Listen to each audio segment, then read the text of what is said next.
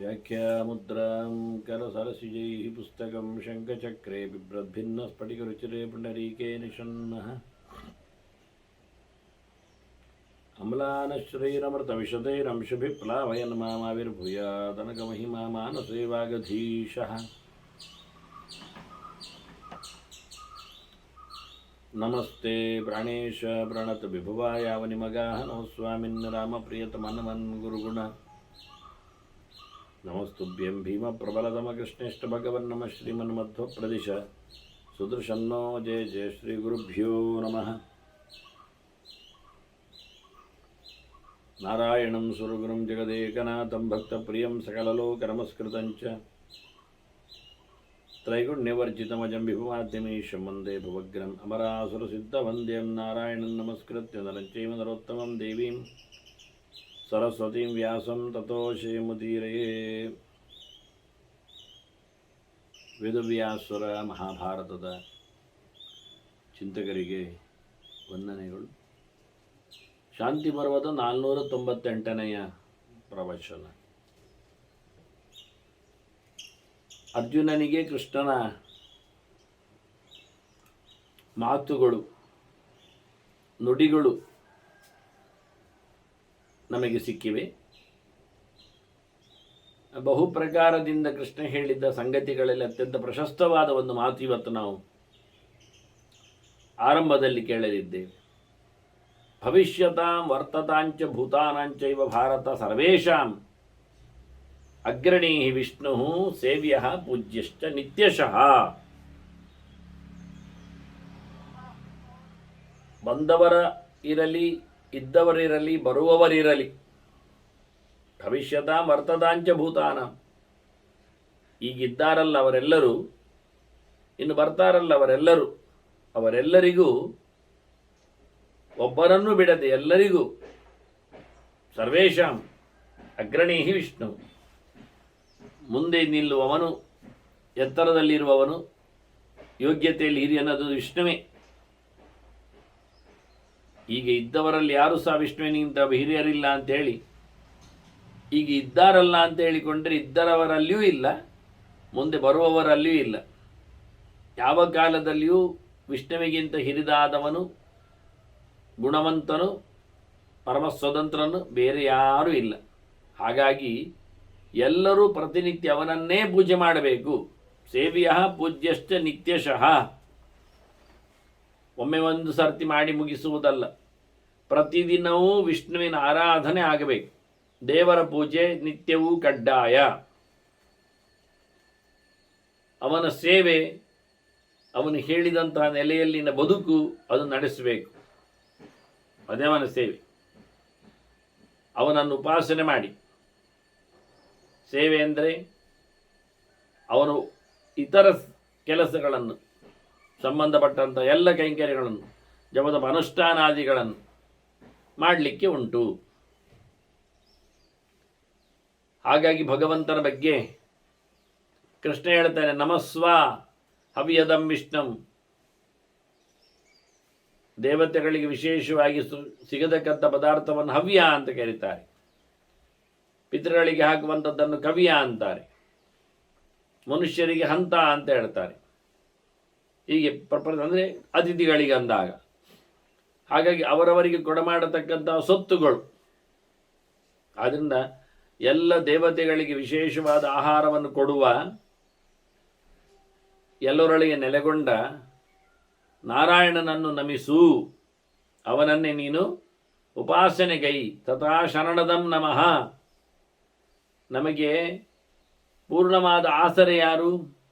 ಆಶ್ರಯ ಕೊಡುವವನು ಯಾರು? ಸುಖವನ್ನು ನೀಡುವವನು ಯಾರು? ಭಗವಂತ. ಅವನನ್ನೇ ನಾವು ಶರಣಾಗಬೇಕು, ಅವನಿಗೆ ನಮಸ್ಕರಿಸಬೇಕು. ಅವನು ನಮಗೆ ಶ್ರೇಷ್ಠವಾದಂಥ ಆನಂದವನ್ನು ಕೊಡುವವನು, ಜ್ಞಾನವನ್ನು ಕೊಡುವವನು, ವರದನು. ವರದಂ ನಮಸ್ವ ಕೌಂತೆಯ ಅವ್ಯ ಕವ್ಯ ಭುಜಂ ನಮಃ. ಹಾಗೆ ದೇವತೆಗಳ ಯಾದಿಯಲ್ಲಿಯೂ ಪಿತೃಗಳ ಲೋಕದಲ್ಲಿಯೂ ವಿಶೇಷವಾದ ಆರಾಧ್ಯನು ಯಾರು ಕೇಳಿದರೆ ಅದು ನಾರಾಯಣನೇ. ಹವ್ಯ ಭುಕ್ ಕವ್ಯ ಭುಕ್. ದೇವತೆಗಳಿಗೆ ಕೊಟ್ಟ ಪೂಜೆಯನ್ನು ಸ್ವೀಕರಿಸುತ್ತಾನೆ, ಪಿತೃಗಳ ಸಮಾರಾಧನೆಯನ್ನು ಸ್ವೀಕರಿಸುತ್ತಾನೆ. ಹೀಗಾಗಿ ಅಂತಹ ಭಗವಂತನಿಗೆ ನೀನು ನಮಸ್ಕಾರ ಮಾಡು. ಚತುರ್ವಿಧ ಭಜಂತೆ ಚತುರ್ವಿಧ ಮಮ ಜನಾ ಭಕ್ತ ಏವ ಹಿ ಮೇ ಶ್ರುತಂ. ಕೃಷ್ಣ ಹಿಂದೆ ಹೇಳಿದ್ದಲ್ಲ ಚತುರ್ವಿಧ ಭಜಂತೆ ಮಾಮಂತ. ನನ್ನನ್ನು 4 ಪ್ರಕಾರದ, ಇಲ್ಲಿ ಮತ್ತೆ ಫಸ್ಟ್ ಹೇಳ್ತಾನೆ ಮೇ ಅಂತ, ಜನಾಹ ಅಂತ. ನನ್ನ ಜನರು 4 ಪ್ರಕಾರದವರು ಉಪಾಸನೆ ಮಾಡುತ್ತಾರೆ. ನಿನಗೊತ್ತುಂಟದು, ನಾನು ಕೇಳಿಸಿದ್ದೆ ನಿನಗೆ ಆ ವಿಷಯವನ್ನು. ಅದರಲ್ಲಿ ತೇಷಾಂ ಏಕಾಂತಿನ ಶ್ರೇಷ್ಠ ಏಚೈವ ಅನನ್ಯ ದೇವತಾ. ಅದರಲ್ಲಿ ಯಾರು ಶ್ರೇಷ್ಠರು ಕೇಳಿದರೆ ಏಕಾಂತ ಭಕ್ತರು ಶ್ರೇಷ್ಠರು. ನನ್ನನ್ನು ಬಿಟ್ಟು ಮತ್ತೆ ಯಾರನ್ನು ಅವರು ಕರೆಯುವುದಿಲ್ಲ. ಏಕಾಂತ ಶಬ್ದದ ಅರ್ಥವೇ ಅದು. ಒಬ್ಬನನ್ನೇ ಗುರಿಯಾಗಿಸಿಕೊಂಡವರು. ಮುಖ್ಯವಾದ ಶಾಸ್ತ್ರದ ನಿರ್ಣಯ ಯಾವುದಿದೆ? ಸರ್ವಶಾಸ್ತ್ರ ಶ್ರೇಷ್ಠನಾಗಿರುವವನು ವೇದೇ ರಾಮಾಯಣೇ ಚೈವ ಪುರಾಣೆ ಭಾರತೆ ಅದು ವಂತೆ ಚ ಮಧ್ಯೆ ಚ ವಿಷ್ಣು ಸರ್ವತ್ರೀಯತೆ ಅಂತ. ಹಾಗಾಗಿ ಅಂಥ ಪರಮಾತ್ಮನನ್ನೇ ಉಪಾಸನೆ ಮಾಡುವವರು. ಶಾಸ್ತ್ರದ ಮುಖ್ಯ ತಾತ್ಪರ್ಯದಲ್ಲಿ ನಿರ್ಣಯದಲ್ಲಿ ನಿಂತವರು, ಒಬ್ಬನನ್ನೇ ತನ್ನ ಕೊನೆಯನ್ನಾಗಿಸಿ ಗತಿಯನ್ನಾಗಿಸಿ ಕಂಡವರು. ಹಾಗಾಗಿ ಅಂಥವರು ಜ್ಞಾನಿಗಳು ಅಂತ ಅರ್ಥ, ತಿಳಿದವರು. ಹಾಗಾಗಿ ಅಂತಹ ತಿಳಿದವರು, ನನ್ನನ್ನು ಉಪಾಸನೆಗೈಯುವವರು, ಬೇರೆ ಯಾವ ದೇವತೆಗಳನ್ನು ಮಾತಾಡಿಸದವರು, ಅವರು ನನಗೆ ಶ್ರೇಷ್ಠರಿದ್ದಾರೆ. ಅಹಮೇವ ಗತಿಸ್ತೇಷಾಂ ನಿರಾಶೀ ಕರ್ಮ ಕಾರಿಣ. ಅವರು ಯಾವುದೇ ಆಸೆಯಿಂದ ಕೆಲಸ ಮಾಡುವುದಿಲ್ಲ, ಫಲದಾಸೆ ಅವರಿಗಿಲ್ಲ. ಎಲ್ಲವನ್ನು ತೊರೆದವರು ನನ್ನ ಸೇವೆ ಎನ್ನುವುದನ್ನಾಗಿ ಮಾತ್ರವೇ ಮಾಡುವವರು. ಅಂಥವರು ನನ್ನನ್ನೇ ಗತಿಯನ್ನಾಗಿಸಿಕೊಂಡವರು. ಉಳಿದವರು ಹಾಗಲ್ಲ. ಏಚಶಿಷ್ಟಾ ತ್ರಯೋ ಭಕ್ತಾ ಫಲಕಾಮಾಹಿ ತೇಮತಃ. ಉಳಿದ 3 ಜನ ಇದ್ದಾರಲ್ಲ, ಆರ್ತ ಜಿಜ್ಞಾಸು ಅರ್ಥಾರ್ಥಿ. ಅವರು ರಿಸಲ್ಟ್ ಓರಿಯೆಂಟೆಡ್ ಇದ್ದಾಗೆ, ಫಲಕಾಮಕರು. ರಿಸಲ್ಟ್ ಅಂದರೆ ನಮಗೆ ಎಂತ ಸಿಗ್ತದೆ ಅದನ್ನು ಗಮನಿಸುವವರು, ಅದನ್ನು ಪಡೆಯುವವರು. ಸಂಕಟ ಹೋಗುವುದು ತವನಿಗೆ ತಾತ್ಪರ್ಯ ಆಗಿರುತ್ತದೆ, ಅಷ್ಟರಲ್ಲಿ ಮಾತ್ರ ಅವನು ಕೃಷ್ಣ ಭಕ್ತನಾಗ್ತಾನೆ. ಸಂಪತ್ತು ಬರಲಿಕ್ಕೆ ಅವನು ಪ್ರಯತ್ನಿಸ್ತಾನೆ, ಅಷ್ಟರಲ್ಲಿ ಮಾತ್ರ ಅವನು ಕೃಷ್ಣ ಭಕ್ತನಿರ್ತಾನೆ. ತಿಳ್ಕೊಳ್ಳಿಕ್ಕೆ ಎಂದು ಬಂದಿದ್ದಾನೆ, ವಿಷಯಗಳ ಆಧಾರಿತವಾಗಿ ಅವನ ವರ್ಕ್. ಹಾಗಾಗಿ ಅಷ್ಟರಲ್ಲಿ ಅವನು ಹೋಗಿಬಿಡ್ತಾನೆ ಮತ್ತೆ. ಆದರೆ ತಿಳಿದುಕೊಂಡವನು, ಅವನು ಪ್ರತ್ಯೇಕ, ಅವನು ಬೇರೆ. ಅವನು ಭಗವಂತನಲ್ಲಿ ಏನು ಕೇಳಲಿಕ್ಕೋಸ್ಕರವೇ ಬರುವುದಿಲ್ಲ. ಹಾಗಾಗಿ ಇವರು 3 ಜನ ಇದ್ದಾರಲ್ಲ, ತಮ್ಮ ಸ್ವಾರ್ಥಕ್ಕಾಗಿ ಬಂದವರು, ದೇವರಿಗಾಗಿ ಬರದವರು. ಅಂಥವರು ಸರ್ವೇ ಚವನ ಧರ್ಮಾಣ, ಅವರು ಧರ್ಮವನ್ನು ಬಿಟ್ಟವರು. ತತ್ವೇನಾತಶ್ಚ ಬಂದಿದೆ ಅಂತ ಕೃಷ್ಣನ್ ಹೇಳಿದ್ದ. ಅವರಾದ್ರಿಂದ ಜಾರ್ತಾರೆ, ಸೋಲ್ತಾರೆ, ಬೀಳ್ತಾರೆ. ಎಷ್ಟು ಎತ್ತರಕ್ಕೆ ಏರಿದ್ರು ಅಲ್ಲಿಂದ ಮತ್ತೆ ಅವರಿಗೆ ಪುನರಾವರ್ತಿ ಇದೆ. ಆದರೆ ಯಾರು ಏಕಾಂತ ಭಕ್ತನಿದ್ದಾನೆ, ಜ್ಞಾನಿ ಇದ್ದಾನೆ, ಪ್ರತಿಬುದ್ಧಸ್ತು ಶ್ರೇಷ್ಠ ಭಾಗ್. ಯಾರು ಅತ್ಯಂತ ಎಚ್ಚರದಲ್ಲಿ ಭಗವಂತನ ಸೇವೆಯನ್ನು ನಡೆಸಿಕೊಡತಕ್ಕಂಥ ಜ್ಞಾನಿಯಾಗಿ 4ನೇ ಸ್ತರದಲ್ಲಿ ಯಾರು ಬಂದಿದ್ದಾನೆ ಭಗವಂತನವನ ಹತ್ತಿರದಲ್ಲಿ, ಅವನು ಶ್ರೇಷ್ಠವಾದ ತಾಣವನ್ನು ಪಡಿತಾನೆ, ಭಗವಂತನನ್ನೇ ಪಡಿತಾನೆ. ಇನ್ನು ಬ್ರಹ್ಮಾಣಂ ಶಿತಿಕಂಠಂಚ ಯಾಶ್ಚಾನ್ಯಾ ದೇವತಾ ಸ್ಮೃತಾ ಪ್ರಬುದ್ಧಚರ್ಯಾ ಸೇವಂತಹ ಮಾಮೈ ವೈಶ್ಯಂತಿ ಯತ್ ಫಲಂ. ಈಗ ಇತರ ದೇವತೆಗಳನ್ನು ಉಪಾಸನೆ ಮಾಡುವವರು, ಅನನ್ಯ ದೇವತೆಗಳು ಅನ್ನುವಂಥವರು ಏಕಾಂತ ಭಕ್ತರು. ಅನ್ಯ ದೇವತೆಗಳ ಉಪಾಸನೆಯನ್ನೇ ಮಾಡುವುದಿಲ್ಲ. ಇನ್ನು ಬ್ರಹ್ಮನನ್ನು ಶಿವನನ್ನು ಮಾತಾಡಿಸುವವರಿರ್ತಾರೆ. ಹಾಗೆ ಇಂದ್ರಕಾಮರನ್ನು, ಸೂರ್ಯಚಂದ್ರರನ್ನು, ವರುಣಾಗ್ನಿಗಳನ್ನು, ಇವರನ್ನೆಲ್ಲ ಉಪಾಸನೆ ಮಾಡುವವರಿರ್ತಾರೆ. ಆದರೆ ನಿಜವಾಗಿ ಅವರೆಲ್ಲ ತಿಳಿದು ಯೋಚನೆ ಮಾಡಿಕೊಂಡು ಒಂದೊಮ್ಮೆ ಜ್ಞಾನನಿಷ್ಠರಾಗಿ ಮಾಡಲಿಕ್ಕೆ ಹೋದರೆ ಅವರು ನನ್ನಲ್ಲಿಯೇ ಅವರದನ್ನು ಕೃಷ್ಣಾರ್ಪಣಗೊಳಿಸ್ತಾರೆ, ನನ್ನ ಪ್ರೀತಿಗಾಗಿ ಅದನ್ನು ಮಾಡಿರುತ್ತಾರೆ. ಅಲ್ಲದಿದ್ದರೂ ಅವರೆಲ್ಲ ಮಾಡುವ ಸೇವೆ ನಾನೊಬ್ಬನೇ ಕೈಗೊಳ್ಳುವುದು. ಸ್ವಾತಂತ್ರ್ಯ ಇರುವುದು ನನಗೆ, ಫಲ ಕೊಡುವುದು ನಾನೇ ಅಲ್ವಾ. ಬೇರೆ ಕಡೆಯಿಂದ ಅವರಿಗೆ ಫಲ ಕೊಡಲಿಕ್ಕೆ ಬರುವುದೇ ಇಲ್ಲ. ಈಗ ಇಟ್ಕೊಳ್ಳಿ, ಇಂದ್ರನ ಯಾಗ ಮಾಡಿದ, ಅವನಿಗೆ ಇಂದ್ರಲೋಕ ಸಿಗ್ತದೆ ಇಟ್ಟುಕೊಳ್ಳುವ. ಯಾರು ಕೊಟ್ಟದ್ದು? ಇಂದ್ರ ಕೊಡುವಂಥದ್ದು ಅಲ್ಲವಾ? ಇಂದ್ರ ಕೊಡ್ಲಿಕ್ಕೆ ಇಂದ್ರಲೋಕ ಇಂದ್ರನದ್ದ? ನಾವು ಬರೀ ಇದು ಯೋಚನೆ ಮಾಡಿಲ್ಲ ವಿಷಯ. ಆ ಬ್ರಹ್ಮಭುವನಾಲೋಕ ಪುನರಾವರ್ತಿನೋರ್ಜುನ ಅಂತ ಕೃಷ್ಣ ಹೇಳಿದ. ಯದ್ಗತ್ವಾ ನನಿವರ್ತಂತದ್ದ ಮಮ ಪರಮಮ್ಮ ಅಂದ. ಬೇರೆಡೆ ಹೋದವನು ಹಿಂದೆ ಬರ್ತಾನೆ, ನನ್ನೆಡೆ ಹೋದವನು ಹಿಂದೆ ಬರುವುದಿಲ್ಲ ಅಂದ. ಎಲ್ಲಿವರೆಗೆ ಅಂದರೆ ಸತ್ಯಲೋಕದವರೆಗೂ ಅಂತ ಹೇಳಿಬಿಟ್ಟ. ಬ್ರಹ್ಮದೇವರು ಉಪಾಸನೆ ಮಾಡಿ ಬ್ರಹ್ಮಲೋಕವನ್ನು ಪಡೆದವನು ಭಗವಂತನ ಲೋಕಕ್ಕೆ ಬರಬೇಕು ಅಂತ ಇಲ್ಲ, ಬರುವುದಿಲ್ಲ. ಅವನು ಬ್ರಹ್ಮನ ಭಕ್ತನಾದರೆ, ಚತುರ್ಮುಖನ ಹಿರಣ್ಯಗರ್ಭರ ಭಕ್ತನಾದರೆ ಅದು ಒಂದು ಪ್ರಕಾರ ಇತ್ತು. ಬ್ರಾಹ್ಮ ಮತ ಅಂತಲೂ ಒಂದಿತ್ತು, ಅದು ಕಳೆದೋಗಿದೆ, ಈಗ ಇಲ್ಲ ಆಗಿದೆ. ಹಾಗೆ ಅಂಥದ್ದಿದ್ರು ಅದೇನಾಯಿತು? ಸತ್ಯಲೋಕದಿಂದಲೇ ಹಿಂದೆ ಬರಲಿಕ್ಕುಂಟಂತಾದರೆ ಮತ್ತೆ ರುದ್ರಲೋಕದಿಂದ ಹೇಳಬೇಕಾ? ಕೈಲಾಸದಿಂದ. ಹಾಗೆ ಇಂದ್ರಲೋಕದಿಂದ ಹೇಳಬೇಕಾ? ಕ್ಷೀಣೆ ಪುಣ್ಯೇ ಮರ್ತ್ಯಲೋಕಂ ವಿಶಂತಿ ಅಂತ ಹೇಳಿ ಅವ್ರು ಮಾಡಿರತಕ್ಕಂಥ ಪುಣ್ಯ ಕಳೆದಾಗ ಯಾವ ಲೋಕದಲ್ಲಿಯೂ ಅವರಿಗೆ ಮುಂದುವರಿಯುವಂತಿಲ್ಲ. ಹೀಗಾಗಿ ಅವರು ಕೆಳಗೆ ಬರಬೇಕು. ಕಲ್ಪಾವಸಾನದಲ್ಲಿ ಲೋಕಗಳೇ ನಶಿಸಿ ಹೋಗುವಾಗ ಅವರೇಗಿರ್ತಾರೆ? ಲೋಕದ ಅಧಿಕಾರಿಗಳು, ಅವ್ರ ಮೇಲ್ದಜ್ಜಿಯವರು, ಅವ್ರು ಹೊರಟು ಹೋಗ್ತಾರೆ. ಹಾಗಿದ್ದ ಬ್ರಹ್ಮರುದ್ರಾದಿಗಳಿಗೆಲ್ಲ ಮೋಕ್ಷಕ್ಕೆ ವ್ಯವಸ್ಥೆ ಇದೆ. ಅಲ್ಲಿರತಕ್ಕಂಥ ಅವರನ್ನು ಉಪಾಸನೆ ಮಾಡಿಕೊಂಡು ಬಂದ ವ್ಯಕ್ತಿಗಳಿಗೆ ಅವರು ಏನು ಸಹ ಇಂಬು ಕೊಡುವುದಿಲ್ಲ, ಕರ್ಕೊಂಡು ಹೋಗುವುದಿಲ್ಲ, ಬಿಟ್ಟು ಹೋಗ್ತಾರೆ. ಅವರ ಪುಣ್ಯ ಖಾಲಿ ಆಯಿತು, ಮಧ್ಯ ಮಧ್ಯೆಯಲ್ಲಿ ಉರುಳ್ತಾ ಇರ್ತಾರೆ, ಕೊನೆಗಂತೂ ಪೂರ ಹೋಗಿಬಿಡುತ್ತಾರೆ. ಅದೆಲ್ಲ ಶಾಶ್ವತ ಲೋಕಗಳಲ್ಲ, ಅದು ನಿರ್ಮಾಣಗೊಂಡವುಗಳಲ್ಲ. ಆದ್ರಿಂದಲೇ ತತ್ವೇನಾದಷ್ಟು ಚವಂತಿತೆ ಹೇಳಿದ ತಾತ್ವಿಕವಾಗಿಯೂ ಸ್ಥಾನದಲ್ಲಿಯೂ ಆ ಲೆಕ್ಕದಲ್ಲಿ.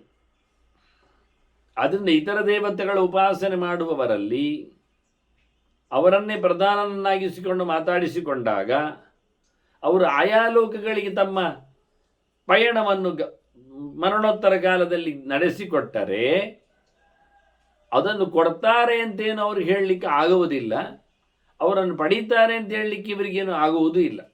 ಅಂದರೆ ಇಂದ್ರಚಂದ್ರ ಅಗ್ನಿಗಳೆಲ್ಲ, ವರುಣಾದಿಗಳೆಲ್ಲ ನಮ್ಮ ಲೋಕಕ್ಕೆ ಬನ್ನಿ, ನಮ್ಮ ಉಪಾಸನೆ ಮಾಡಿ ಅವರು ಹೇಳುವುದಿಲ್ಲ. ಅವರು ಹೇಳಲಿಕ್ಕೆ ಅದು ಅವರ ಲೋಕ ಅಲ್ಲ, ಅದು ಅವರ ಹೆಸರಿನಲ್ಲಿ ಇಲ್ಲ. ಅದು ನಾವಿವತ್ತು ಎಲ್ಲಿಯೂ ಕೆಲಸ ಮಾಡ್ತಾ ಇದ್ದವರು, ಮಠ ಮಂದಿರ ದೇವಳ ಗುಡಿ ಕಾರ್ಖಾನೆ ಇತ್ಯಾದಿ ಕಡೆಯಲ್ಲೆಲ್ಲ ಕೆಲಸ ಮಾಡ್ತಾ ಇದ್ರೆ ನಾವು ಹೇಳುತ್ತೇವೆ ಕೇಳುವವರ ಹತ್ರ. ಅವರು ಹೇಳಿದರೆ ನೀವೀಗ ಎಲ್ಲಿದ್ದೀರಿ? ನಾನೀಗ ಮುದ್ರಣಾಲಯದಲ್ಲಿ ಇದ್ದೇನೆ ಅಂತಾನೆವ. ಇರುವುದು ಮನೆಯಲ್ಲಿ, ಮಾತಾಡುವುದು ಮನೆಯಲ್ಲಿ ಬಂದಾಗ.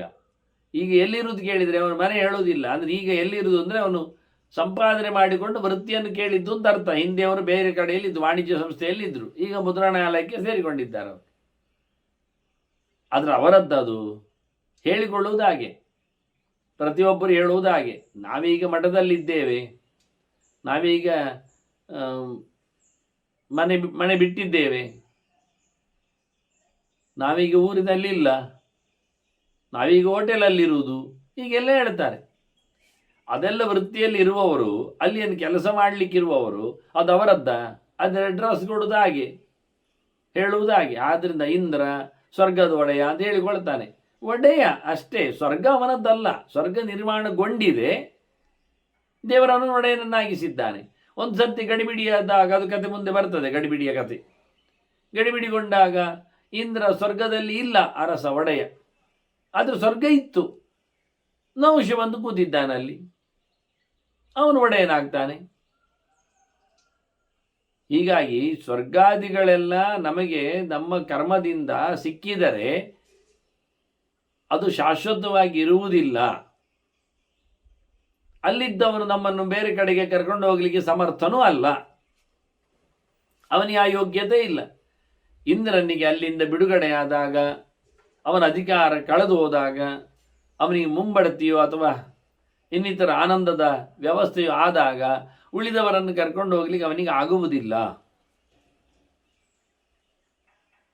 ಆದರೆ ಇತರ ದೇವತೆಗಳನ್ನು ಉಪಾಸನೆ ಮಾಡುವವರು ಅವರಿಗೆ ಸಿಗತಕ್ಕಂಥ ಫಲ ಆಗಲಿ ಅದು ಇತರ ದೇವತೆಗಳಿಂದ ಬರುವುದಲ್ಲ ಎನ್ನುವುದನ್ನು ಖಾತ್ರಿ ಮಾಡಿಕೊಳ್ಳಿ. ನೀವು ನಾಗಾರಾಧನೆ ಮಾಡಿ, ನೀವು ಶಕ್ತಿಯಾರಾಧನೆ ಮಾಡಿ, ಅಥವಾ ಇನ್ನಿತರ ದೇವಿಯರ ದೇವತೆಗಳೆಲ್ಲ ಉಪಾಸನೆ ನಡೆಸಿ. ಅವರಿಂದ ನಿಮಗೆ ಸಂತಾನ ಬಂತು, ಕೆಲಸ ಸಿಕ್ಕಿತು, ಮದುವೆ ಆಯಿತು, ಬಡ್ತಿ ಸಿಕ್ಕಿತು, ಅಲ್ಲಿ ಏನೆಲ್ಲ ನೀವು ಹೇಳಿದರು ಅದು ಅವರು ಕೊಟ್ಟ ಫಲ ಅಲ್ಲ, ಅದು ಅವರ ಕೈಯಲ್ಲಿಲ್ಲ. ಅದು ಹೇಗೆ ಆಯಾ ಸ್ಥಾನಗಳದು ಅವರದ್ದಲ್ಲವೋ ಹಾಗೆ. ಮತ್ತು ಅದನ್ನು ಕೊಟ್ಟದ್ದು ಭಗವಂತನೇ ಕೊಟ್ಟದ್ದು ಅವರ ಮಾಧ್ಯಮದಲ್ಲಿ ಥ್ರೂ. ಹಾಗೆ ದೇವರು ಕೊಟ್ಟದ್ದೇ ಫಲ ಆಗುವುದರಿಂದ ದೇವರ ಕೈಯಲ್ಲೇ ಫಲದ ವಿಶೇಷವಾದಂಥ ಪವರ್. ಕರ್ಮಣ್ಯೇವಾಧಿಕಾರತೆ ಮಾ ಫಲೇಶು ಕದಾಚನ ಹೇಳಿದ್ದಾಗೆ ನಿನಗೆ ಅಧಿಕಾರ ಫಲದಲ್ಲಿ ಇಲ್ಲ. ಯಾವ ದೇವತೆಗಳಿಗೂ ಫಲದಲ್ಲಿ ಅಧಿಕಾರ ಇಲ್ಲ.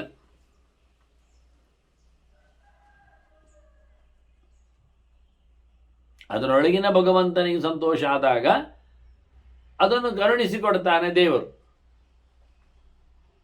ಅದು ಇತರ ದೇವತೆಗಳಲ್ಲಿ ಕೊಡಲಿಕ್ಕೆ ಹೇಳಿ ಕೊಡಿಸ್ತಾನೆ ಬೇಕಾದರೆ, ಅಂದು ಅವರ ಹತ್ರ ಇಲ್ಲ.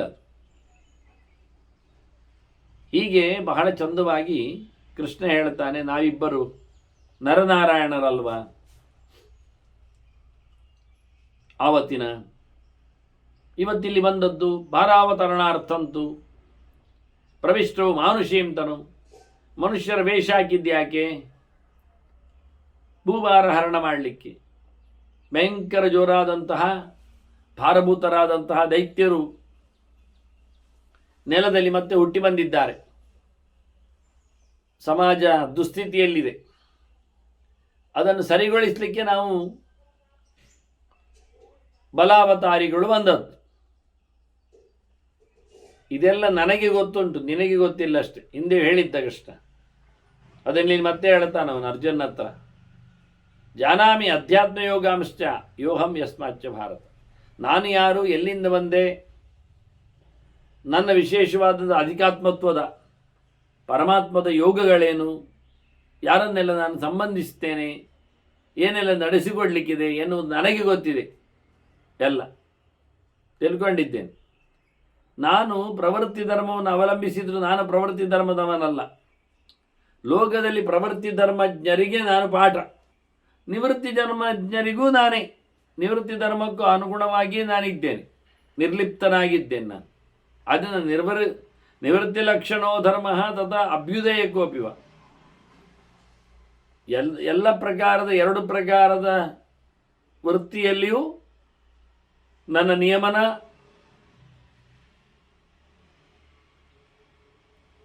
ಅದು ನನ್ನಿಂದ ಆಗಿ ಹೋಗುವ ಬಗೆಗಳು ಎಲ್ಲ ಇವೆ. ಎಲ್ಲ ಧರ್ಮವನ್ನು ಹೊತ್ತವನು ನಾನೇ. ಪ್ರವೃತ್ತಿ ಧರ್ಮವನ್ನು ಇಂಟ್ರೊಡ್ಯೂಸ್ ಮಾಡಿದವ ನಾನೇ, ನಿವೃತ್ತಿ ಧರ್ಮವನ್ನು ತೋರಿಸಿಕೊಡುವವನು ನಾನೇ. ಅದೇ ರೀತಿಯಾಗಿ ಬದುಕಿ ತೋರಿಸ್ತೇನೆ, ಇದೇ ರೀತಿಯಾಗಿ ಮಾಡಿ ತೋರಿಸ್ತೇನೆ. ಹಾಗಾಗಿ ನನ್ನನ್ನು ಕರೆಯುವ ಗುಣನಾಮಗಳ ಬಗ್ಗೆ ನೀನು ಚಿಂತನೆ ಕೇಳಿದ್ದೀಯಲ್ಲ. ಮುಖ್ಯವಾಗಿ ಮನುಷ್ಯನಿಗೆ ಸಂಬಂಧಪಟ್ಟಂತೆ ಚಿಂತನೆ ನಡೆಸುವುದಾದರೆ ನಾರಾಯಣ ನಾಮ ಅತಿ ಪ್ರಸಿದ್ಧವಾದ ಭಗವಂತನ ನಾಮ ಇದು. ನಾರಾಯಣಮಯನಂ ಖ್ಯಾತಂ ಅಹಮೇಕ ಸನಾತನಃ.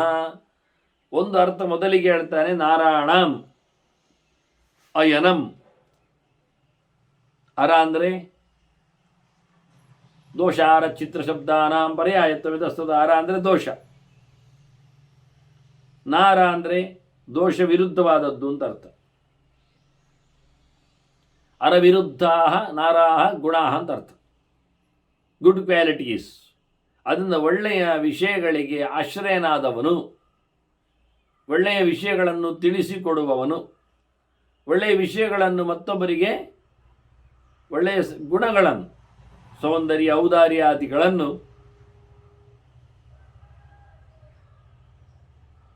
ಮತ್ತೊಬ್ಬರಲ್ಲಿ ಮೂಡಿಸಿಕೊಡುವವನು. ಆದ್ದರಿಂದ ಸರ್ವಗುಣ ಸಂಪೂರ್ಣನು ಎನ್ನುವುದು ಎಲ್ಲ ಮಾತುಗಳಲ್ಲಿ ಹೇಳಲ್ಪಡಲಿಕ್ಕೆ ಕಾರಣನಾದವನು ಅಂತ ಹೇಳುವಲ್ಲಿ ಮೊದಲಿಗೆ ಪೀಠಿಕೆಯಲ್ಲಿ ನಾರಾಯಣ ಶಬ್ದವನ್ನು ಇಟ್ಟುಕೊಂಡು ಆ ಅರ್ಥವನ್ನು ಕೊಟ್ಟರು. ನಾರಾಯಣಾಮಯನಂ ಖ್ಯಾತಂ, ಹೀಗೆ ಪ್ರಸಿದ್ಧ. ನಾರಾಯಣ ಬಹುವಚನ ಆಗ್ತಾ ಅದಕ್ಕೆ ಅಯನಂ ಆಶ್ರಯು ಆಶ್ರಯನು ಅಂತ ಹೇಳಿ ಅಯನಂ ವರ್ತ ಮಾರ್ಗಾಧ್ವಾ ಒಳ್ಳೆಯ ಗುಣಗಳನ್ನು ದೋಷ ಇಲ್ಲದಂತೆ ಇರತಕ್ಕಂಥ ಗುಣಗಳನ್ನು ತಿಳಿಸಿಕೊಡುವವನು, ಕಲಿಸಿಕೊಡುವವನು, ನಡೆಸಿಕೊಡುವವನು ಎಲ್ಲ ಅರ್ಥ ಉಂಟು.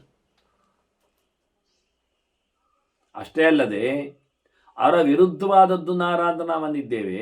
ಅದರ ಬದಲಿಗೆ ಅರ ಅಂದರೆ ದೋಷ ಅಂತ ಅರ್ಥ ಮಾಡಿದಾಗ ಅರಾಯಣ ಅಂದರೆ ದೋಷಕ್ಕೆ ಆಶ್ರಯ ಅಂತ ಅರ್ಥ, ಅಲ್ಲ ಅಂತ ಮಾಡಲಿಕ್ಕೆ ಅದನ್ನ ನಾರಾಯಣ ಅಯನಂ. ದೋಷ ಭಗವಂತನಲ್ಲಿ ಇಲ್ಲ, ಯಾವುದೇ ದೋಷಗಳಿಗೆ ಭಗವಂತ ಪಾತ್ರನಾಗುವುದಿಲ್ಲ.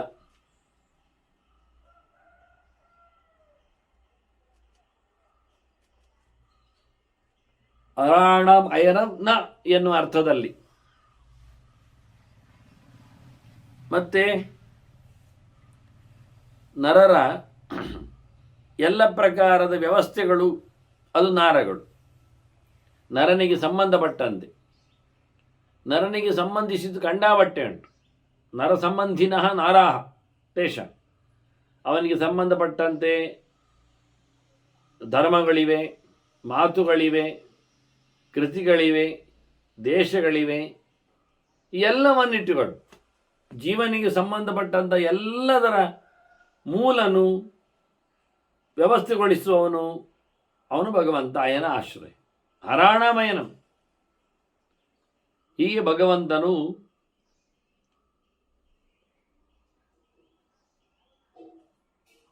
ಮುಖ್ಯವಾಗಿ ಗುಣಪೂರ್ಣನಾಗಿ, ದೋಷದೂರನಾಗಿ, ಎಲ್ಲರಿಂದಲೂ ಗಮ್ಯನಾಗಿ, ಎಲ್ಲ ನರರ ಸಮುದಾಯಕ್ಕೆ ಮಾರ್ಗದರ್ಶಿಯಾಗಿ ಪಡೆಯಬೇಕಾದವನಾಗಿ, ಅವನಿಂದಲೇ ವಿಶೇಷವಾದಂತಹ ಬಿಡುಗಡೆ ಲೋಕಕ್ಕೆ ಇದೆ.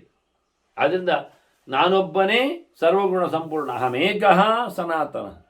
ಹಿಂದಿನಿಂದಲೂ ನಾನೊಬ್ಬನೇ ಸಕಲ ಗುಣ ಸಂಪೂರ್ಣನು, ಸನಾತನಃ ಹಿಂದೆ ಬಂದಿತ್ತು ಸನಾತನಃ ಅಂತ.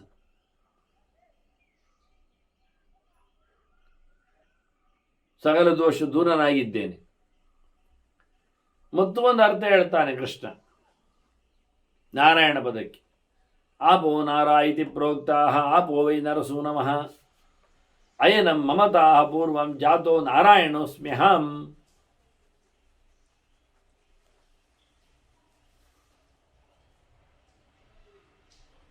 ನಾರ ಅಂದರೆ ನೀರು, ನರಸೂನು ಆದ್ರಿಂದ ನೀರುಗಳು ನರಸೂನುಗಳು. ನರನಿಂದ ಉತ್ಪನ್ನವುಗಳು ಒಂದು ದೃಷ್ಟಿಯಿಂದ. ಹಾಗಾಗಿ ಅಂತಹ ನೀರುಗಳೇ ನನಗೆ ಆಶ್ರಯ. ಅಯನ ಮಮತಾಃ ಪೂರ್ವ, ನಾರಗಳು ನನಗೆ ಅಯನಗಳು. ಹಾಗಾಗಿ ನಾನು ನಾರಾಯಣ.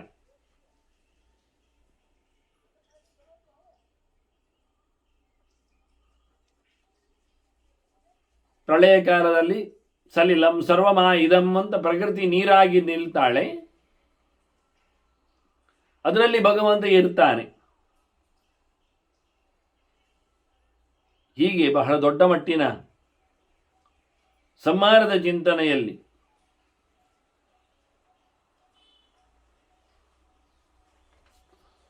ಅಷ್ಟೇ ಅಲ್ಲದೆ ನೀರು ಎನ್ನುವುದು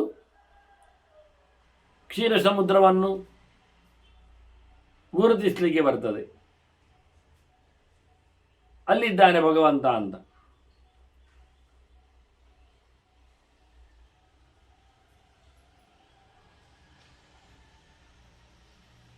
ಆಪಹ ಅಂದರೆ ನೀರುಗಳು ಮಾತ್ರ ಅಲ್ಲ, ಕರ್ಮಗಳು ಆಗ್ತವೆ. ಮನುಷ್ಯನಿಂದ ಮಾಡಲ್ಪಟ್ಟವುಗಳು ಅನ್ನೋ ನೆಲೆಯಲ್ಲಿ ಅವಲ್ಲಿ ಎಲ್ಲದರಲ್ಲಿಯೂ ಭಗವಂತ ಆರಾಧ್ಯನಾಗಿದ್ದಾನೆ ಅನ್ನೋ ಅರ್ಥವಾಗ್ತದೆ. ಹೀಗೆ ಭಗವಂತನನ್ನು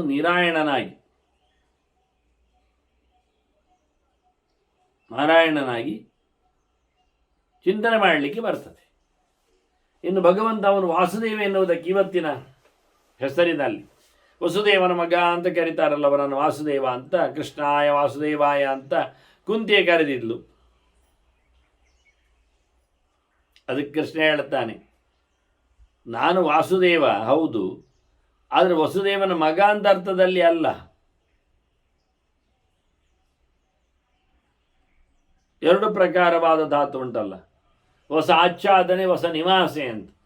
ಇದೆಲ್ಲವನ್ನು ನಾನು ಮುಚ್ಚಿದ್ದೇನೆ, ಆದ್ದರಿಂದ ನಾನು ವಾಸುದೇವ. ಇದನ್ನೆಲ್ಲ ಮುಚ್ಚಿದ್ರು ನಾನು ಮುಚ್ಚಿಕೊಳ್ಳುವುದಿಲ್ಲ, ನಾನು ಬೆಳಗಿದ್ದೇನೆ, ಆದರೆ ನಾನು ವಾಸುದೇವ. ಇದೆಲ್ಲವೂ ನನ್ನಲ್ಲಿ ಹೊಸ ವಾಸವನ್ನು ಮಾಡಿದೆ. ನನ್ನಲ್ಲಿ ವಾಸ ಮಾಡಿಕೊಂಡಿದ್ರು ನನಗೇನು ಚ್ಯುತಿ ಬರಲಿಲ್ಲ, ನಾನು ದೇವನೇ, ಬೆಳಗ್ತಾನೆ ಇರ್ತೇನೆ. ಹಾಗಾಗಿ ನಾನು ವಾಸುದೇವ ಅಂತೇಳಿ ಇಲ್ಲಿ ಇಷ್ಟರಾಷ್ಟ್ರದಲ್ಲಿ ಮಾತ್ರ ವಿಶೇಷವಾಗಿ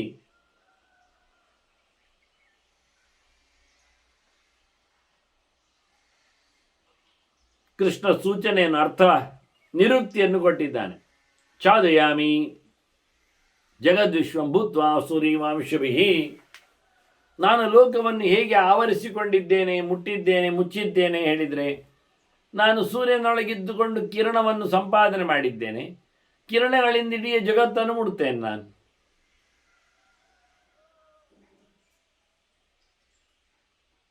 ಹೀಗೆ ವೇದಗಳು ನನ್ನನ್ನು ಅರ್ಥ ಮಾಡಿವೆ, ಕಂಡಿವೆ ನನ್ನನ್ನು. ಹಾಗೆ ಸರ್ವಭೂತಾದಿವಾಸಶ್ಚ ವಾಸುದೇವಸ್ತತೋಹ್ಯಹಂ. ಇನ್ನೊಂದು, ಎಲ್ಲ ಜೀವಜಾತಗಳು, ಮರಮಟ್ಟಗಳು, ಇಡೀ ಪ್ರಪಂಚವೇ ನನ್ನಲ್ಲಿ ವಾಸ ಮಾಡಿದೆ.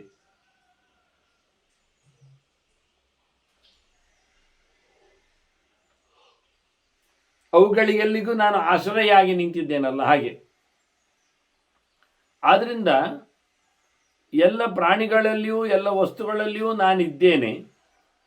ಅವು ಎಲ್ಲವುಗಳು ನನ್ನಲ್ಲಿವೆ. ಹೀಗಾಗಿ ವಾಸುದೇವನು ನಾನಿದ್ದೇನೆ. ಎಲ್ಲ ವಸ್ತುಗಳಲ್ಲಿ ನಾನಿದ್ದರೂ ವಾಸ ಮಾಡಿದ್ರು ಅಲ್ಲಿ ನಾನು ದೇವಯತೆ, ನಾನಲ್ಲಿ ಬೆಳಗ್ಗೆ ಇರ್ತೇನೆ. ವಸ್ತುಗಳಾಗಿ ನಾನು ಹಾಳಾಗುವುದಿಲ್ಲ. ಹಾಗಾಗಿ ನಾನು ವಾಸುದೇವನು. ಮತ್ತು ನನ್ನನ್ನು ವಿಶ್ವ ಅಂತ ಕರೀತಾರೆ. ವಿಶ್ವ ಶಬ್ದದಲ್ಲಿ ವಿ ಎನ್ನುವುದು ಉಪಸರ್ಗವಾಗಿಯೂ ಗಮನಿಸಲಿಕ್ಕೆ ಬರ್ತದೆ, ಒಟ್ಟಾಗಿಯೂ ಕರೀಲಿಕ್ಕೆ ಆಗ್ತದೆ. ಶ್ವ ಎನ್ನುವುದು ಶವ ಶಬ್ದ, ಅದು ವಿಷವ, ಕ್ಷೇತ್ರ ವಿಶ್ಲೇಷಣೆ ಮಾಡಿದರೆ. ಶವಗತವು ಅಂತ ಧಾತು ಒಂದು ಅರ್ಥದಲ್ಲಿ. ಇನ್ನೊಂದು ಶ್ವಾಂತಲೇ ಇಟ್ಟುಕೊಂಡ್ರು, ವಿಶ್ವಾಂತಲೇ ಇಟ್ಟುಕೊಂಡ್ರು ಅಶ್ವ ಇದ್ದಾಗೆ. ಟುವೋಶ್ವಿ ಗತಿವೃದ್ಧಿಯೋ ಒಂದು ಧಾತುವಿನಲ್ಲಿ ಶ್ವಯತೆ ಅಂತ ಹೇಳಿಕೊಂಡ್ರೆ ಅದು ಗತಿಯನ್ನು ಹೇಳ್ತದೆ. ಅಷ್ಟೇ ಅಲ್ಲದೆ ಇನ್ನು ವಿಶೇಷವಾದಂಥ ಅರ್ಥವನ್ನು ಕೊಡ್ತದೆ, ವೃದ್ಧಿಯನ್ನು ಹೇಳ್ತದೆ. ಆ ನೆಲೆಯಲ್ಲಿ ನೋಡಿಕೊಂಡಾಗ ಗತಿಶ್ಚ, ಟುವೋಶ್ವಿ ಗತಿವೃದ್ಧಿಯೋ ಗತಿಯನ್ನು ಹೇಳಿದ್ರಿಂದ ಭಗವಂತನು ಎಲ್ಲರಿಗೂ ಡೆಸ್ಟಿನೇಷನ್, ಪಡೆಯಬೇಕಾದ ಸ್ವತ್ತು ಆಗಿದ್ದಾನೆ. ಗತಿಶ್ಚ ಸರ್ವಭೂತಾನ ಪ್ರಜನಶ್ಚಾಪಿ ಭಾರತ. ಇಡೀ ಜಗತ್ತು ಅವನಿಂದ ಹೊರಹಮ್ಮಿದೆ. ಮತ್ತೆ ಯಾರ ಇರುವಿಕೆಯು ಗತಿಯು ವಿಶಿಷ್ಟವಾದುದೋ, ವಿಶಿಷ್ಟ ಅಂದರೆ ಅವನು ಹುಟ್ಟದೇ ಇರುವಂಥದ್ದು, ಅಷ್ಟೇ ಅಲ್ಲದೆ ಎಲ್ಲರನ್ನು ಹುಟ್ಟಿಸಿರುವಂಥದ್ದು. ಅವನ ಜನ್ಮ ಅದು ಅತ್ಯುತ್ತಮವಾದದ್ದು, ಅಂದರೆ ಅವತಾರ ರೂಪವಾದದ್ದು. ಯಾವುದೇ ಪ್ರಾರಬ್ಧಕ್ಕೆ, ಯಾರದ್ದು ಶಾಪಕ್ಕೆ ಪ್ರಶ್ನೆ ಇಲ್ಲ. ಅದರಿಂದ ಪ್ರಕೃಷ್ಟವಾದಂತಹ ಜನ್ಮವುಳ್ಳವ ಪ್ರಜನ.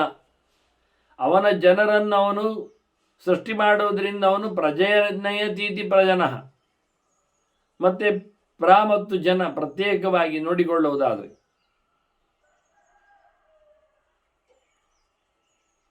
ಇವನು ಪೂರ್ಣನಾದವ, ಪ್ರತ್ಯೇಕನಾದವ, ಇನ್ನೊಬ್ಬರನ್ನು ಪೂರ್ಣಗೊಳಿಸುವವ ಅನ್ನುವ ಅರ್ಥದಲ್ಲಿ.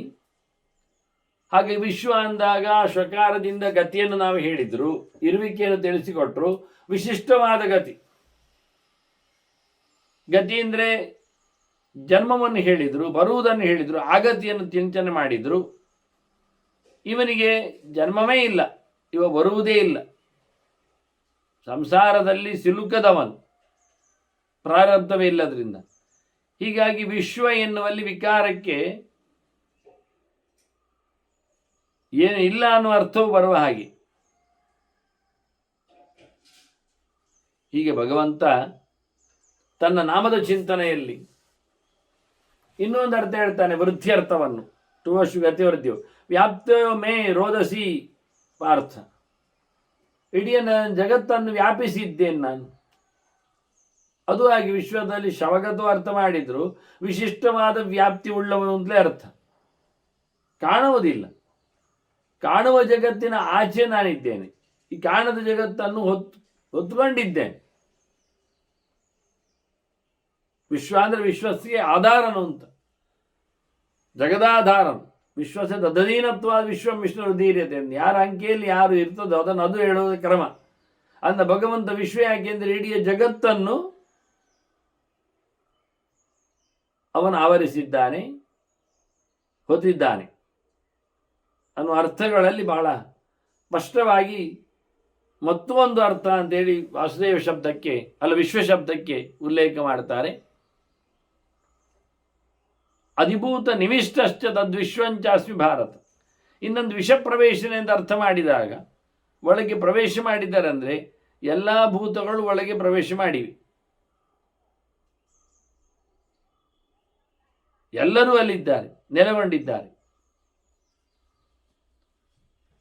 ಹಾಗಾಗಿ ಭಗವಂತ ವ್ಯಾಪ್ತನಿದ್ದಾನೆ. ವಿಶಿಷ್ಟವಾದ ಗತಿ ಅವನದ್ದು, ಅದು ಆಗ್ಬೋದು ವ್ಯಾಪ್ತವಾದ ಗತಿ ಅಂತ. ಮತ್ತೊಂದು ಹೇಳ್ತಾನೆ, ಕಾಂತ್ಯಾಚ ಕಾಂತಿಷ್ಟ ಅಭ್ಯಧಿಕಾ ಮಮ ಅಂತ. ನನಗೆ ವಿಚಿತ್ರವಾದ ಕಾಂತಿ ಇದೆ. ಕಾಂತಿರಿಚ್ಛ, ಭಗವಂತನ ಇಚ್ಛೆ, ಅದು ಅದ್ಭುತವಾದದ್ದು.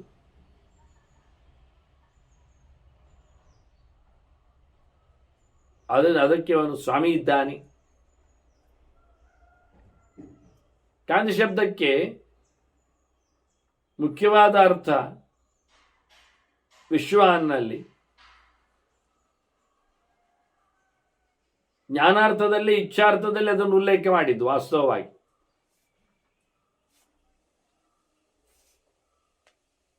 ವಿಶಿಷ್ಟವಾದ ವೃದ್ಧಿ ಎನ್ನುವುದು ಅದು ಮೈಯ ಕಾಂತಿಯಿಂದಲೂ ಆಗ್ತದೆ, ಹೆಸರಿನಿಂದಲೂ ಆಗ್ತದೆ, ಆನಂದದಿಂದಲೂ ಆಗ್ತದೆ. ವಿಕಾಸ ಎನ್ನುವುದು ಈಗ ಸಂಶುಕಂಚ ಪ್ರಕೀರ್ತಿತ ಮೇಳಿಕೊಂಡು ಮುಖ್ಯವಾದಂಥ ವಿಶ್ವ ಸುಖದಿಂದ ಇದ್ದಾನೆ, ವಿಶಿಷ್ಟವಾದ ಸುಖದಿಂದ ಇದ್ದಾನೆ. ಹಾಗಾದರೆ ಕಾಂತಿ ಅಂದರೆ ಕಮ್ ಅಂದರೆ ಸುಖ, ಅಂತಿ ಅಂದರೆ ಪೂರ್ಣ ಅಂತ ಅರ್ಥ. ವಿಷವ ಪೂರ್ಣವಾದಂಥ ಸುಖದಿಂದ ಸಮೃದ್ಧನಾದವನು. ಶಾಂತಿ ಅನ್ನುವ ಶಬ್ದದ ಅರ್ಥದಂತೆ ಇದು ಕಾಂತಿ ಅರ್ಥ ಆಗಿಬಿಟ್ಟಿದೆ, ಕಂ ಸುಖಂಚ ಪ್ರಕೀರ್ತಿತ ಮೇಳುವ ಮೂಲಕ. ಅದೇ ವಿಷ್ಣು ಶಬ್ದದ ಅರ್ಥವನ್ನು ಉಲ್ಲೇಖ ಮಾಡ್ತಾನೆ. ಕೃಷ್ಣ ಕ್ರಮಣಾತ್ ಚಾಪ್ಯಹಂ ಪಾರ್ಥ ವಿಷ್ಣು ನಿತ್ಯಭಿಸಂಹಿತ ಇದಂ ವಿಷ್ಣು ವಿಚಕ್ರಮೇ ತ್ರೇಧಾನಿತ ದೇಪದಂ ಅಂತ ಮಂತ್ರ ಹೇಳುವಲ್ಲಿ ವಿಚಕ್ರಮೇ ಅಂತಲೇ ಉಂಟು. ಚಂಕ್ರಮಣ, 3 ಹೆಜ್ಜೆಗಳಿಂದ ಇಡೀ ಜಗತ್ತನ್ನು ಅಳೆದು ಬಿಟ್ಟವನು, ಆಕ್ರಮಿಸಿಕೊಂಡವನು. ವಿಷ್ಣು ಎನ್ನುವುದು ವೇವೇಷ್ಟಿ ಇತಿ ವಿಷ್ಣು ಅಂತ ಅರ್ಥ ಮಾಡಲಿಕ್ಕೆ. ವಿಶ್ವಲ ವ್ಯಾವಪ್ತವು ಅಂತ ಧಾತು. ಅದರಿಂದ ಕ್ರಮಣಾತ್ ಎಲ್ಲೆಡೆ ತುಂಬಿದ್ದರಿಂದ, ಕ್ರಮ ಪಾದ ವಿಕ್ಷೇಪ ಎಂದು ಅದು ಕ್ರಮ ಅಂದರೆ ಕಾಲಿಡುವುದು. ಕಾಲಿಟ್ಟಿದ್ದಾನೆ ಬ್ರಹ್ಮಾಂಡದ ಆಚೆಗೆ, ಎಲ್ಲೆಡೆಗೆ ಭೂಮಿಯಲ್ಲಿ. ಹೀಗೆ ಅದ್ಭುತವಾದಂತಹ ರೂಪವನ್ನು ತಳೆದದ್ದರಿಂದ ಅವನು ವಿಷ್ಣು ಅಂತ ಅನಿಸಿಕೊಂಡಿದ್ದಾನೆ. ಕರ್ಮಣಾಚಾಪಿ ಅಹಂ ಪಾರ್ಥ ವಿಷ್ಣು ಇತ್ಯಭಿಧೀಯತೆ. ಮತ್ತೊಂದು ಭಗವಂತನ ದಾಮೋದರ ಶಬ್ದದ ಚಿಂತನೆಯನ್ನು ಕೊಡ್ತಾನೆ. ದಾಮ ಅಂದರೆ ದಮವುಳ್ಳವರು ಅಂತ ಅರ್ಥ ಅಲ್ವ. ದಮ ಅಂದರೆ ನಿಗ್ರಹ. ಅವರ ಉದರದಲ್ಲಿ ಇರುವವನು, ಅವರಿಗೆ ವಿಶೇಷವಾಗಿ ಅರ್ಥ ಆಗುವವನು. ದಾಮೋದರ ಅಂದರೆ ದಮವುಳ್ಳವರು ಅವರು ಮುಖ್ಯವಾಗಿ ಭಗವಂತನನ್ನು ಉಪಾಸನೆ ಮಾಡ್ತಾರೆ. ಅವರು ಯಾಕೆ ದಮವನ್ನು ಮಾಡಿದ್ದಾರೆ? ದೇವರು ಸಿಕ್ಕಿದೆ ಅಂತ.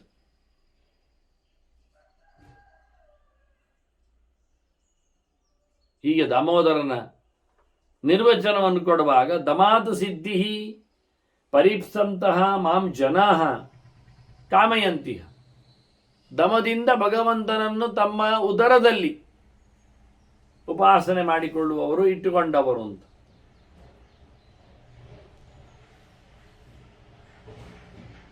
ಹೀಗೆ ದಾಮೋದರ. ಮತ್ತೊಂದರ್ಥ ದಾಮೋದರವಾಗಿ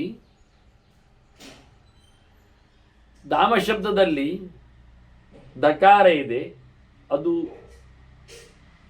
ಜೀವನ್ನು, ಮೇಲಿನ ಲೋಕವನ್ನು ಉಲ್ಲೇಖ ಮಾಡುತ್ತದೆ, ಸ್ವರ್ಗವನ್ನು.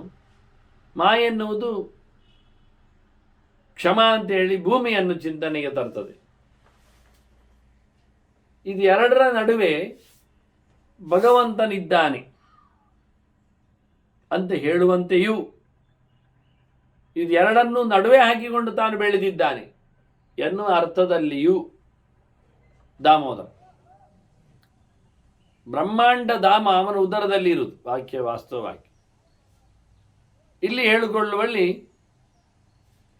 ದಿವಂಚೋರ್ವಿಂಚ ಮಧ್ಯಂಚ ತಸ್ಮಾತ್ ದಾಮೋದರ ಹ್ಯಹಂ. ಭೂಮಿ ಆಕಾಶಗಳು ಇವನ ನಡುವೆಯಲ್ಲಿ ಸೇರಿಕೊಳ್ಳುವಂತೆ ಇವನ ಬೆಳೆದ ರೂಪ ಅಂದಾಗ, ಮತ್ತು ಇದು ದಾಮೋದರ ಅಂದರೆ ಅವನಿಗೆ ಯಶೋದೆ ತಾಯಿ ಹೊಟ್ಟೆಗೆ ಗಟ್ಟಿ ಹಗ್ಗ ಹಾಕಿದ್ದು ಅರ್ಥ ಅಲ್ಲ ಹೇಳಲಿಕ್ಕೋಸ್ಕರ ದಮವುಳ್ಳವರಿಗೆ ನಾನು ಉದಾರನಿದ್ದೇನೆ. ಮತ್ತು ಅಷ್ಟೇ ಅಲ್ಲದೆ ದ್ಯಾವಾ ಪೃಥ್ವಿಗಳ ನಡುವೆ ವಿಶೇಷವಾಗಿ ಮೇಲಿನ ಕೆಳಗಿನ ಲೋಕಗಳಲ್ಲಿ ನೆಲೆಗೊಂಡವನು ನಾನು ಅಂತ. ಇನ್ನು ಪೃಶ್ನಿಗರ್ಭ ಎನ್ನುವ ದೇವರ ನಾಮದ ಚಿಂತನೆಯನ್ನು ಹೇಳ್ತಾನೆ ಕೃಷ್ಣ. ಪೃಶ್ನಿ ಅಂದರೆ ಯಾವುದಕ್ಕೆಲ್ಲ ಕರೀತಾರೆ? ಪ್ರಶ್ನೆ ರೀತಿಜ ಅನ್ನಂ ವೇದಾಹ, ಪ್ರಶ್ನೆ ರೀತಿಚ್ಯತೆ ಚ ಅನ್ನಂ ವೇದಾಹ, ಮತ್ತೆ ಆಪಹ ಅಮೃತಂತಥಾ ಅಂತ ನಮಗೆ ಸುಖವನ್ನು ತಂದುಕೊಡುವುದು. ಶಮ್ ನಯತಿ, ಅದು ಎಲ್ಲವೂ ಆಗ್ತದೆ ಹೇಳಿದರೆ ಪೂರ, ತುಂಬ ಪೂರಣೆ, ತುಂಬುವ ಮೂಲಕ ಸುಖವನ್ನು ಕೊಡುವುದು. ನೀರು ಹೊಟ್ಟೆಗೆ ತುಂಬುತ್ತದೆ, ಅಪ್ಯಾಯಮಾನ ಆಗ್ತದೆ, ಖುಷಿ ಆಗ್ತದೆ, ಸುಖವನ್ನು ಕೊಡುತ್ತದೆ. ನಮಗೆ ಅನ್ನ ಸಿಗ್ತದೆ, ಅದು ಹೊಟ್ಟೆಳೋದಾಗ ತುಂಬಿಕೊಳ್ತದೆ, ಸುಖ ಆಗ್ತದೆ. ಇದು ಎರಡು ಹೊಟ್ಟೆಯಲ್ಲಿ ತಿನ್ನತಕ್ಕಂಥ ನೀರು ಮತ್ತೆ ಅನ್ನ ಆದರೆ, ಆಹಾರದ ಕಥೆ ಆದರೆ, ಕ್ಷುತ್ ಪಿಪಾಸಗಳ ನಿವೃತ್ತಿಯಲ್ಲಿ ಆದರೆ ಮನಸ್ಸಿನ ಊಟ ಉಂಟಲ್ಲ, ಅದು ವೇದ. ಮತ್ತು ದೇಹದ ಕಸು ಉಂಟಲ್ಲ, ವಾಸ್ತವವಾಗಿ ಸಾಯದ ಪರಿಸ್ಥಿತಿ, ಅಂತಹ ಒಂದು ಅಮೃತತ್ವ, ಅದಕ್ಕೂ ಅಂತಹ ಶಾಶ್ವತವಾದ ಸುಖಕ್ಕೂ ಜ್ಞಾನದ ಚಿಂತನೆಯ ಸುಖಕ್ಕೂ ಪೃಷ್ಟಿ ಶಬ್ದವನ್ನು ಪ್ರಯೋಗ ಮಾಡಿದ್ದಾರೆ. ನಮಗೆ ಸುಖದಿಂದ ಇರಲು ಮೋಕ್ಷದಲ್ಲಿ ಆಗ್ತದೆ, ಸುಖದಿಂದ ಇರಲು ಜ್ಞಾನದಲ್ಲಿ ಆಗ್ತದೆ. ಈ ಪ್ರಕಾರವಾಗಿ ಭಗವಂತನನ್ನು ನಾವು ಮಮೇತಾನಿ ಸದಾ ಗರ್ಭ ಪೃಷ್ಟಿಗರ್ಭ ತಥೋಚ್ಯತೆ ಅಂತ ಕೃಷ್ಣ, ಇವೆಲ್ಲ ನಾನಿರುವ ತಾಣಗಳು. ಈ ಪ್ರಶ್ನೆ ಅಂದರೆ ಗೊತ್ತಾಯ್ತಲ್ಲ, ನೀರು ಮುಂತಾದವುಗಳು ಅಂತ ಹೇಳಿದ್ದು. ಅದರಲ್ಲಿ ಅದು ಭಗವಂತನಿಗೆ ಗರ್ಭವಾಗಿದೆ ಅಂದರೆ ಅದರಲ್ಲಿ ಭಗವಂತ ಇದ್ದಾನೆ ಅಂತ ಅರ್ಥ.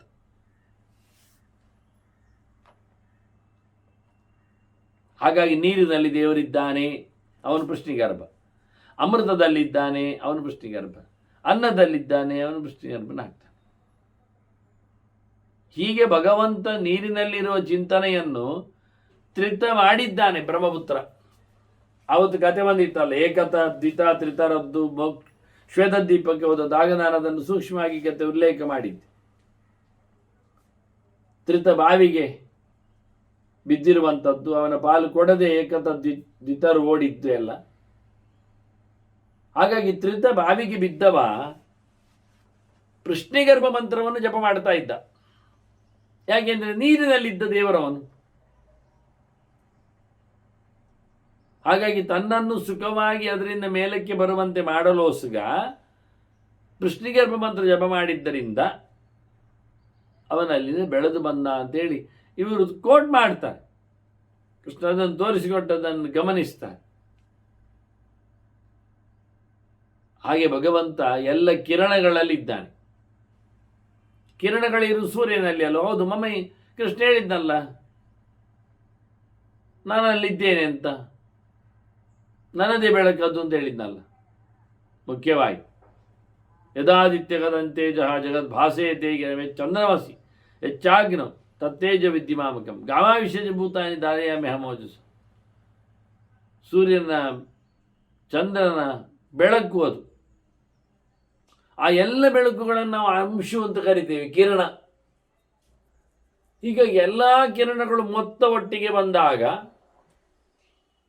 ಅದು ಎಲ್ಲೇ ನೆಲೆಗೊಳ್ತದೆ ಕೇಳಿದರೆ ಅಂಶವೋ ಯತ್ ಪ್ರಕಾಶಂತೆ ಮಮೈತೆ ಕೇಶ ಸಂಯುತ. ಹಾಗಾಗಿ ಅಂಶಗಳು ಉಳ್ಳವನು ಕೇಶವಾನ್.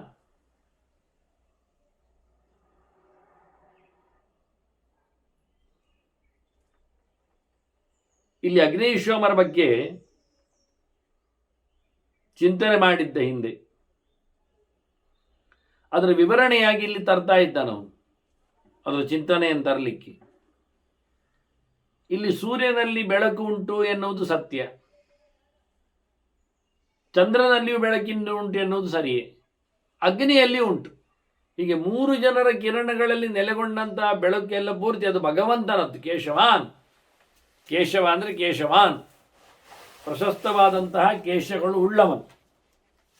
ಈ ಅಂಶಗಳೆಲ್ಲ ಕೇಶ ಸಂಹಿತ, ಕೂದಲುಗಳಂತೆ ಕಾಣ್ತದೆ ಅದು, ಕೇಶಗಳಂತೆ, ಕೇಸರ ಅಂತಾರಲ್ಲ.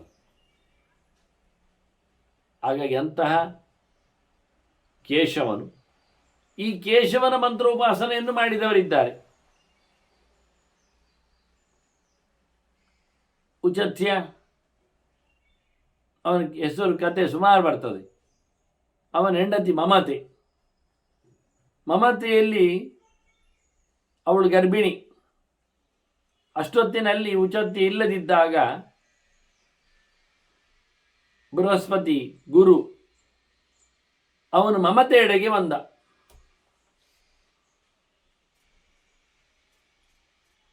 ಅವಳನ್ನು ಸೇರಲು ನಿಂತ.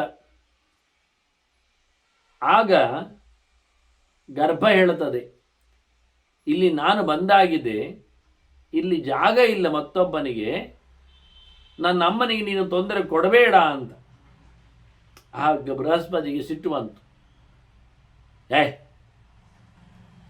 ನೀನು ತಮೋ ದೀರ್ಘಮವಾಪ್ಸ್ಯಸಿ ಅಂತ, ನೀನು ಕತ್ತಲಿನವನಾಗಿ ಹೋಗ್ತಿ, ಎದ್ದು ಒಳಗೆ ಕೂದಿದ್ದಾನೆ, ಹಾಗಾಗಿ ನಿನಗೆ ದೀರ್ಘಕಾಲದವರೆಗೆ ಕತ್ತಲೆ ಅಂದರೆ ಕಣ್ಣು ಕಾಣುವುದೇ ಇಲ್ಲ ಅನ್ನುವ ಹಾಗೆ ಶಾಪ ಹಾಕಿದ. ಹಾಗೆ ಹುಟ್ಟಿದವ ದೀರ್ಘತಮ ಅಂತ ಹೆಸರು ಅವನಿಗೆ. ದೀರ್ಘತಮೋ ಮಾಮಧೇಯಮೆಲ್ಲ ಬರುತ್ತೆ ವೇದಮಂತ್ರಗಳಲ್ಲಿ. ಆ ದೀರ್ಘತಮ ಏನು ಮಾಡಿದ? ತನಗೆ ಕಣ್ಣು ಕಾಣಲೋಸುಗ ಎಲ್ಲ ಸೂರ್ಯನ ಚಂದ್ರನ ಅಗ್ನಿಯ ಕಿರಣಗಳನ್ನೆಲ್ಲ ಹೊತ್ತಿರುವ ನಾರಾಯಣನನ್ನು ಕೇಶವನಾಮದಿಂದ ಉಪಾಸನೆ ಮಾಡಿದ. ಉಪಾಸನೆ ಮಾಡಿ ಅವನಿಗೆ ಕಣ್ಣು ಬಂತು. ಸ ಚಕ್ಷುಷ್ಮಾನ್ ಸಮಭವತ್ ಗೌತಮಶ್ಚಾಭವತ್ ಪುನಃ. ಅವನನ್ನು ಮತ್ತೆ ಗೌತಮ ಅಂತ ಕರೆದೇವು ನಾವು. ಈಗ ಅವನು ಜ್ಞಾನತಮ. ಗೋ ಅಂದರೆ ಜ್ಞಾನ, ಗೋ ಅಂದ್ರೆ ಕಿರಣವೇ. ಹಿಂದೆ ಕಿರಣಗಳು ಇಲ್ಲದಿತ್ತವನಿಗೆ, ದೀರ್ಘತಮನಾದ. ಈಗ ಕಿರಣಗಳು ಅವನಿಗೆ ಸೇರಿಕೊಂಡವು, ಕಣ್ಣು ಕಾಣ್ತದೆ. ಹಾಗಾಗಿ ಈಗ ಅವನು ಗೌತಮನಾದ, ಕಿರಣ ಉಳ್ಳವನಾದ. ಭಾರಿ ವಿಶಿಷ್ಟವಾದಂತಹ ಪೂಜೆ ಪುನಸ್ಕಾರಗಳಿಂದ ಅದನ್ನು ಅವನು ಕೇಶವನಾಮ ಚಿಂತನೆ ಮಾಡಿ ಕೇಶವನಿಗಿರತಕ್ಕಂತಹ ಕೇಸರವನ್ನು, ಅಂಶಗಳನ್ನು, ಕಣ್ಣಿನಲ್ಲಿರತಕ್ಕಂತಹ ದೃಷ್ಟಿ ವಿಶೇಷವನ್ನು ಇವನು ಪಡೆದಿದ್ದಾನೆ. ಆದ್ದರಿಂದ ನಾವು ಸಹ ಕಣ್ಣಿಗಾಗಿ ಕೇಶವನನ್ನು ಕರೀಲಿಕ್ಕೆ ಬರ್ತದೆ. ಕೇಶವೋಪಾಸನೆ ಅದೊಂದು ವಿಶಿಷ್ಟವಾದಂತಹ ವ್ಯವಸ್ಥೆಗಳು. ಹೀಗೊಂದು ಇಂದ್ರಿಯಗಳ ನೆಲೆಯಲ್ಲಿ ಅರ್ಥವಿಶೇಷಗಳನ್ನು 24 ಅರ್ಥ ಮಾಡಿದರೆ ಕೇಶವ, ನಾರಾಯಣ, ಮಾಧವ ಎಲ್ಲ, ಇದರಿಂದ ನಮ್ಮ 24 ಇಂದ್ರಿಯಗಳಿಗೆ ಸೌಷ್ಠವವನ್ನು ಕೊಡಲಿಕ್ಕೆ ಬರ್ತದೆ ಅಂತ ಅರ್ಥ. ಕೊನೆಯ ಪಕ್ಷ ದ್ವಾದಶೇಂದ್ರಿಯಗಳು ಪ್ರಧಾನವಾದ್ದರಿಂದ ಕೇಶವನಾರಾಯಣ ಮಾಧವ ಅಂತ ದಾಮೋದರಾಂತವಾಗಿ 12 ಇಂದ್ರಿಯಗಳ ಕಣ್ಣು, ಕಿವಿ, ಮೂಗು, ನಾಲಿಗೆ, ತ್ವಗಿಂದ್ರಿಯ ಸೇರಿ, ಹಾಗೆ ವಾಗ್ವಾಣಿ, ಪಾದಪಾಯು, ಉಪಸ್ಥಾಂತ ಕರ್ಮೇಂದ್ರಿಯಗಳ 5 ಮಾಡಿ, ಮತ್ತೆ ಮನಸ್ಸು ಮತ್ತು ಬುದ್ಧಿಯನ್ನು ಇಟ್ಟುಕೊಂಡು ಒಳಗಿನ ಲೆಕ್ಕಾಚಾರದಲ್ಲಿ ಈ 12 ಇಂದ್ರಿಯಗಳಿಗೆ 12 ನಾಮಗಳನ್ನು ನಾವು ಚಿಂತನೆ ಮಾಡಬೇಕು. ಕೇಶವ ಕಣ್ಣು ಅಂತ ತೋರಿಸಿಕೊಟ್ಟ ಹಾಗೆ ಉಳಿದ ಇಂದ್ರಿಯಗಳಿಗೆ ವ್ಯವಸ್ಥೆ ಮಾಡಿಕೊಳ್ಳುವ ಹಾಗೆ ಅರ್ಥ ಮಾಡಿಕೊಳ್ಳುವ ನೆಲೆಯಲ್ಲಿ ದಾಮೋದರ ಶಬ್ದದಿಂದ ಇದಾಗಲೇ ಕೃಷ್ಣ ಹೇಳಿದ್ದ, ಅದಕ್ಕೆ ನೀರಿನ ಅರ್ಥ ಇದೆ ಅಂತ. ಹಾಗಾಗಿ ಅದು ಪಾಯು ಇಂದ್ರಿಯಕ್ಕೆ, ವಿಸರ್ಗೇಂದ್ರಿಯಕ್ಕೆ ನೀರಿನ ಹತ್ತಿರದಲ್ಲಿ ಅದರ ಕೆಲಸ ಮಾಡಲಿಕ್ಕೆ ಬರ್ತದೆ ಅಂತ ಅರ್ಥ. ಹಾಗೆ ನಾರಾಯಣನಕ್ಕೆ ಅರ್ಥ ಹೇಳಿದ್ದ ಭಗವಂತ,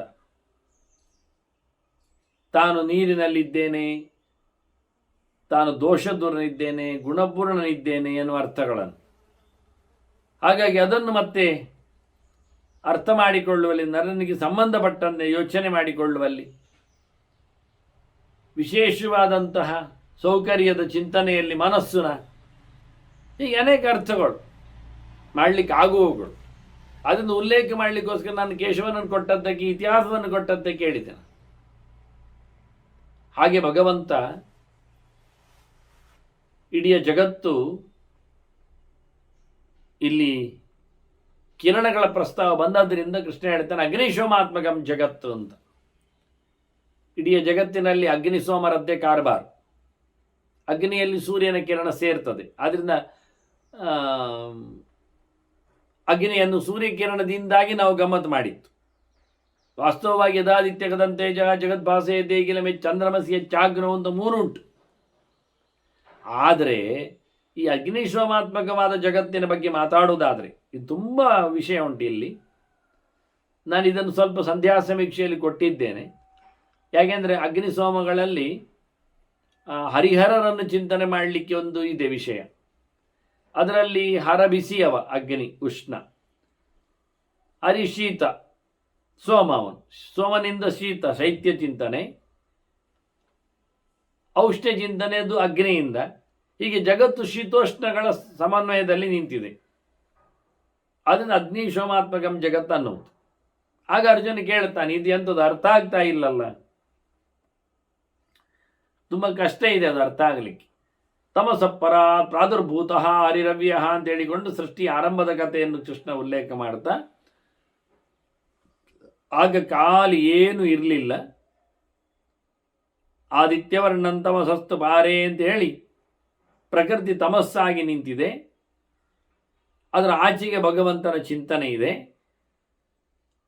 ಅದನ್ನು ಶ್ರುತಿ ಹೇಳ್ತದೆ ಅಂತ ಕೃಷ್ಣ ಕೋಟ್ ಮಾಡ್ತಾರೆ. ನಾಸೀದಹೋ ನ ರಾತ್ರಾಸೀತ್ ನ ಸದಾಸೀತ್ ನಾಸದಾಸೀತ್ ತಮಯೇವ ಪುರಸ್ತಾದಭವತ್ ವಿಶ್ವರೂಪಂ.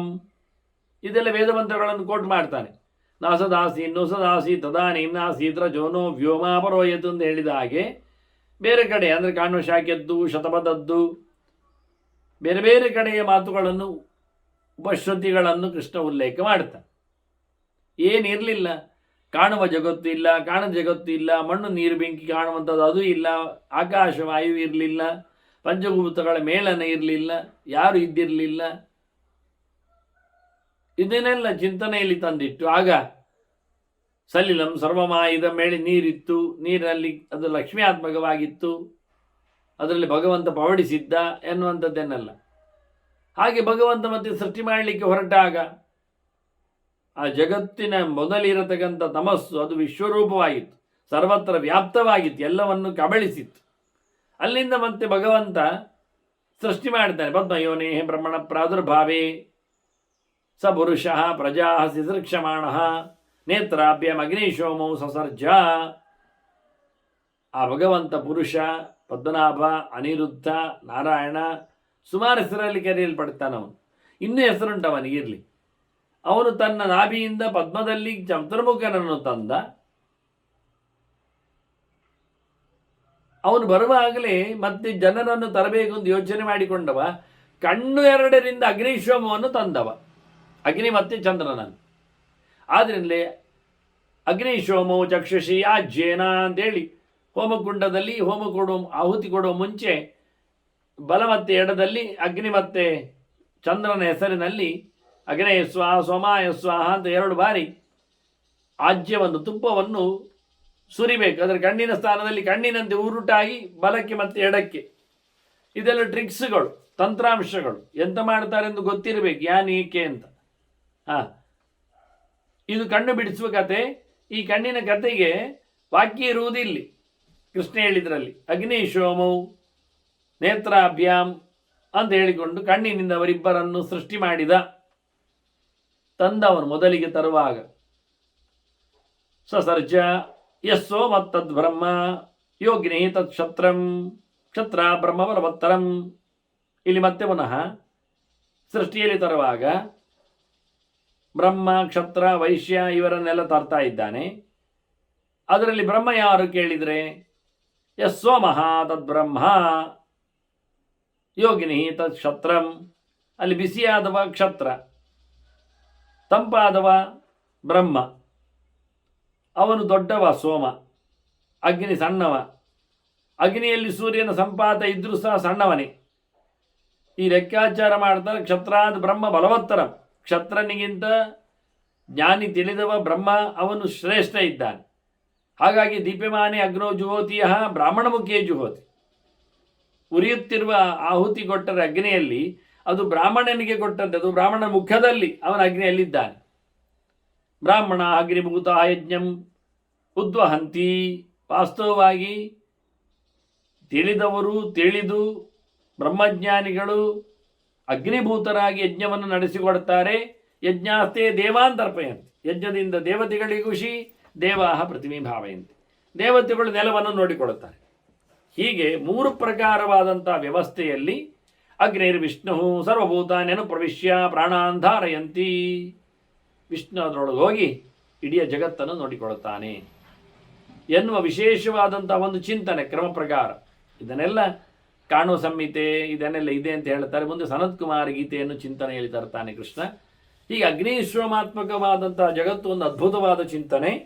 ಇದನ್ನು ಬಹಳ ಸುಂದರವಾಗಿ ಇಲ್ಲಿ ಕೃಷ್ಣ ಹೇಳುವಾಗ ವೇದವ್ಯಾಸರದನ್ನು